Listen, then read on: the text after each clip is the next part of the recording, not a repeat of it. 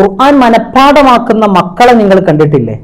ഒരായത്ത് മനഃപ്പാഠമാക്കാൻ, ഒരധ്യായം ഹൃദ്യസ്ഥമാക്കാൻ അത്യധ്വാനമാണ് അവർ നടത്തുന്നത്.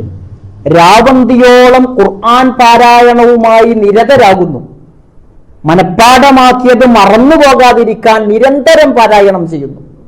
അവരെ മനസ്സ് എത്രമാത്രം സമ്പന്നമാണ്, സമൃദ്ധമാണ്, പ്രകാശിതമാണ്.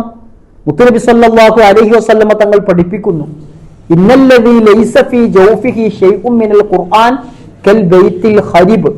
ഖുർആനിൽ നിന്ന് അല്പം പോലും തന്റെ മനസ്സിലില്ലാത്തവൻ, ഖുർആനിൽ നിന്ന് അല്പം പോലും ഹൃദ്യസ്ഥനില്ലാത്തവൻ ശൂന്യമായ വീട് പോലെയാണ്.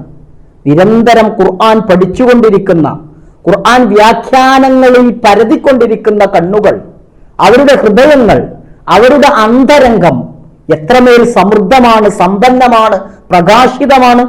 നമ്മുടെ മനോദർപ്പണത്തിന്റെ തുരുമ്പ് മാറ്റാൻ ഖുർആൻ ദിവ്യ കൈലേസാണ്.